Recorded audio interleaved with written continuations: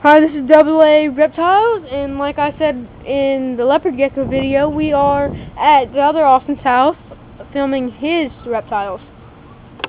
This is his three-toed terrapin's cage. It's built with bricks.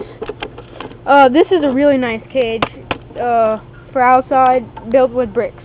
Now he wants to get very technical with it and do a lot better, but I mean, you work with what you gotta work with. If you could probably see down there, that's his hide. On the edge of it, they have some strawberries. He loves strawberries. They eat all kind of different fruits and vegetables. Austin will tell you everything about the feeding and care and stuff. I'm just showing you his cage. Right here is his water bowl. His food dish in the corner with some food that Austin will tell you about. And then he has a few plants growing here, which is cucumber and tomatoes. They were accidentally grown, but I mean, it's always good to have them. I will go and I will show you, go take the turtle out, and Austin will tell you about care. Alright people, I'm Austin, second Austin. To start it off, I believe we'll talk about food. As you can see now, Austin is removing to top part of the hide. That's just another one of those things I want to upgrade, but again, limited resources. As you can see inside of the hide though, there's an old apple core and some strawberries. The strawberries were placed in there in one of our recent videos. You can leave that, Austin, it's fine. Actually, Austin, you can take that and throw it on the other side of the cage. As you can see over here, we actually have more of a scrap deposit of all his old food. It's sort of like a compost just for him. But they love strawberries. They love fruits, vegetables, anything of that sort. But you can't. Fruits and vegetables. It takes quite a bit to feed them. They don't eat a lot, but it will take quite a few fruits and vegetables. As you can see, he's about to eat it right now, probably. So something you can do is get them food from a pet shop. They can live on just this food, but I prefer to give them a treat of fruits and vegetables. This is Zilla's fortified food for land turtles and tortoises. It's little pebbles, if you can see that, and all you do is moisten them a little bit so it's easier for them to eat and digest. And that's pretty much it on food, except that I would like to put in that Austin pointed out these cucumber plants growing up, cucumbers and a few tomatoes. That was unplanned, however, it is something nice to have, just so they can, like, in case you're accidentally not feeding them enough, according to their diet. As you can see, we actually overfed him. He's not even going to eat the strawberries. But with that, he can go up and eat his own food whenever he wants it.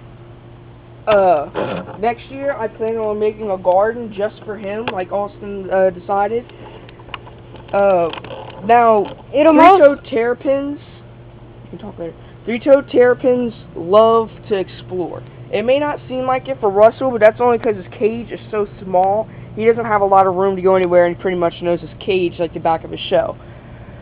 The bigger the area you can give him, the better. If it wasn't for my dogs and the fact that he could probably get underneath the fence because they can dig. They're not big diggers, but they will dig if necessary. He could probably get out my yard, but I would just let him roam around my yard. But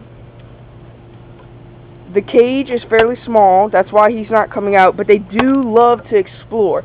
So as you can see, I have lots of grass in there. I don't try and cut the grass because they love to hide in the grass. Due to the fact that most three-toed terrapins aren't domesticated and they aren't human, like they aren't around human contact a lot, they still resort to their nature's ways, which would be to hide, because I mean, they're almost exactly herbivores, but they are omnivores technically, because they do eat small feeder fish and occasionally a crawfish. Yes, a crawfish. Sounds weird, but they do. So, like I was saying, they love the grass, and as you can see, they got some logs in there. Right there and there. And he in particular loves to dig underneath the logs and try and hide. However, they always seem to drop on top of them. They're not heavy, so they don't hurt them, but it's something nice in there. He also loves to climb over them. Now, moving on to the next feature would be water. A very short topic, but a very important topic, because they need their water. They are land turtles, but they need water because, one, that's in nature where they'll get their smaller fish to eat in case there isn't enough fruits or vegetables abundant, and also this is going to sound pretty gross, but that's how they poo. What they do is they go in, they open their mouth, and allow the water to flush out their bowels.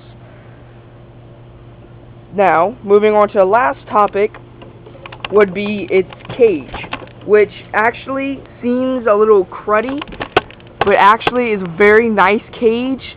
It's not all that greatly built because the ground keeps settling and the bricks keep coming uneven, which is why I have to keep building it. But it has metal rods inside of it to hold it sturdy so it does not fall on top of them. Also, three-toed terrapins may not seem like it, but they're great climbers. It took me about 3 tries until I found a way for him to not climb out of this cage. Basically, it's just height, because once they get so high, the vertigo kind of throws them off and they just fall backwards on their shell, which he doesn't even attempt. He's only attempted to climb out of his cage once, and I was here whenever he did it, and he fell back and just rolled over and went back to his hide. But another reason this cage is so nice is because it's made of brick, and the brick is a very important factor to their health because it holds a lot of heat. And three-toed terrapins need a lot of heat to operate. Heat is their life.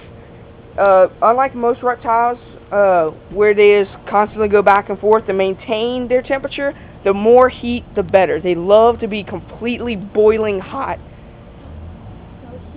I'm getting to it. The reason they need so much heat is because, technically, I don't know. However, I do know that the heat is good for their health. What it does is it allows, basically it heals them. Say they got a giant gash along one of their feet or something, give them a heat rock and a heat lamp, and they'll heal way faster than they would on their own or with antibiotics. And it also allows them to become more mobile. It allows them to do more activities.